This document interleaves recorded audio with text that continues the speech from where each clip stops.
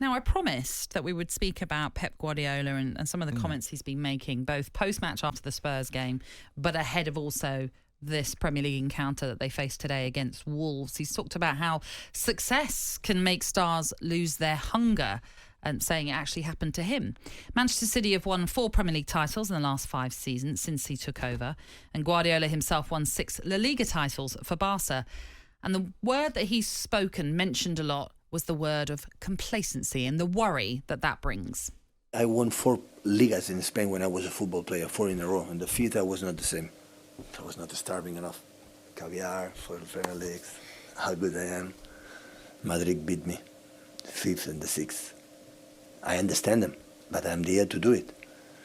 And the chairman knows that. I want to be here, otherwise I don't extend. But if I lose the team or I lose something, I cannot be here. Here people doesn't wait.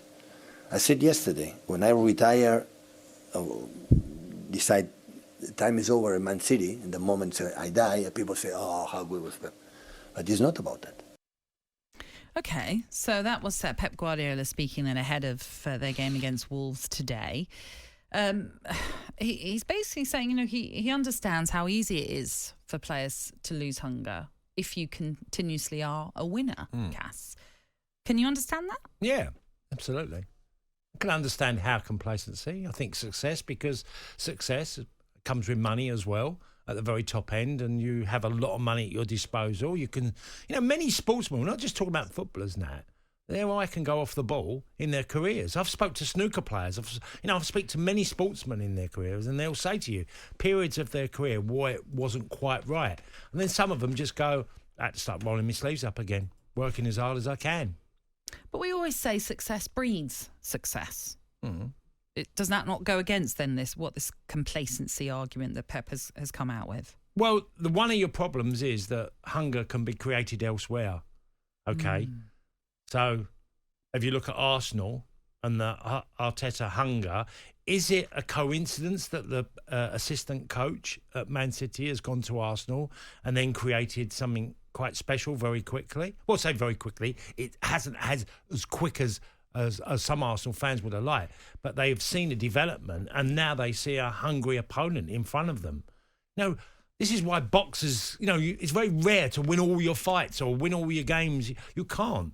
And sometimes there's people who are there to take you down. Yeah, but it's different when you're an individual sports person. I can see how that drive might change. But when you've got a team of, first of all, 11 out there plus your squad, you can't all lose that same drive at the same time. No, you don't. But remember, a team gets affected by individuals playing poorly. I'll tell you who's a perfect example of this. James Maddison. His bit was terrific for Leicester. At times he's been terrific. Mm-hmm. But it was a period of time when he wasn't so good and he was being left out the team. He wasn't as instrumental. And James Maddison's a top player.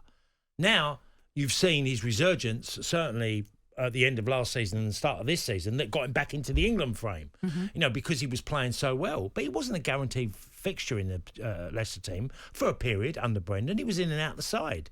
You're dealing with individuals all the time. And some managers go too long with certain individuals because they're playing poorly, but they know they're remembering how good they were and they're hoping they're... And you also want a bit of loyalty in your camp, Nat, don't you? Sometimes you have to stop being loyal as a manager and say, he's been playing not well enough for me, I need to make a change. Yeah. Even though it's a tough decision. Well, Pep said, I won 4 in a row when he was at Barcelona. I won 4 in a row in Spain when I was a player, but the 5th was not the same. The 6th was not the same. He said, I was not starving enough, is how he's put it, really. And I do understand it to a point. What I don't understand is, why is he talking about this publicly, Cass? Why is he bringing up this talk of complacency with his team? Now, some might say it's reverse psychology, trying to get his team going again. Fair enough.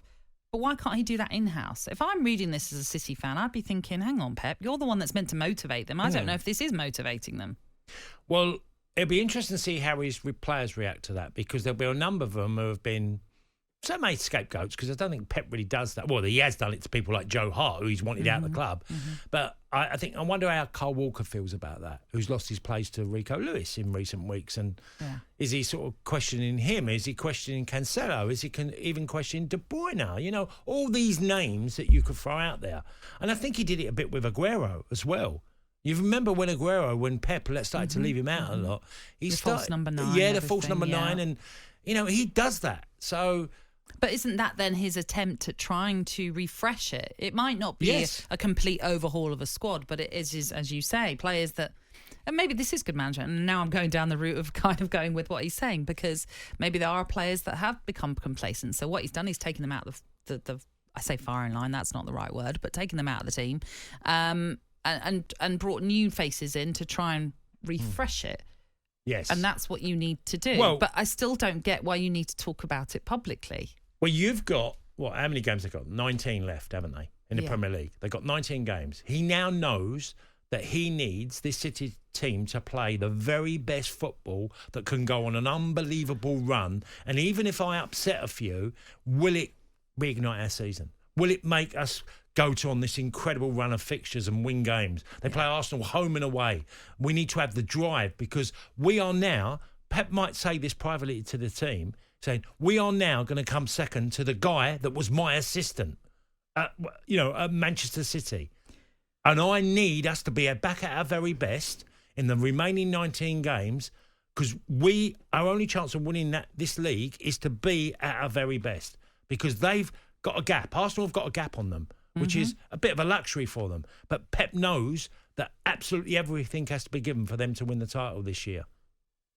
Well, because they kick off earlier, they could move to within 2 points of Arsenal today, which would put pressure on them as they take on Manchester United at 4:30.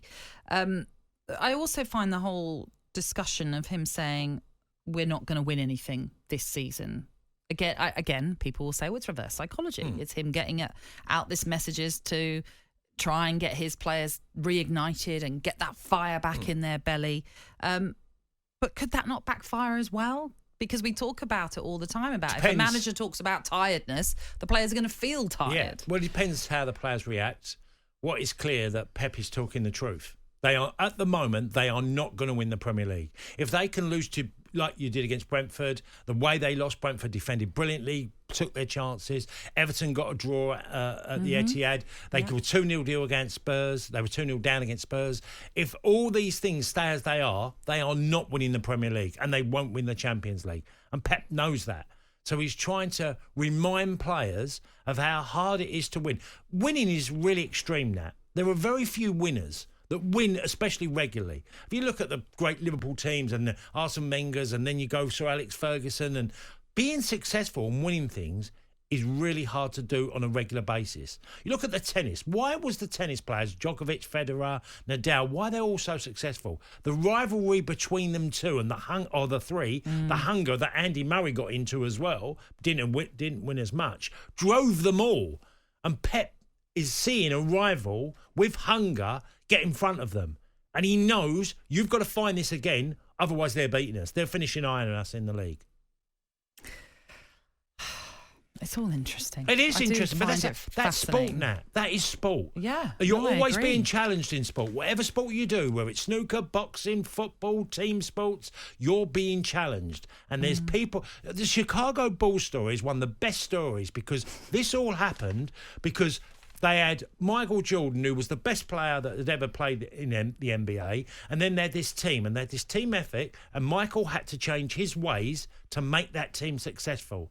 And then end up winning things. And the hunger that was driving them to be successful stayed there for quite a period until, obviously, Pippen left, and then Michael Jordan and Dennis Rodman and others. So just to finish this off before we return to the papers after the break, are they already in that must-not-lose territory, Manchester City, now? There's not much leeway for Man City, that's for sure.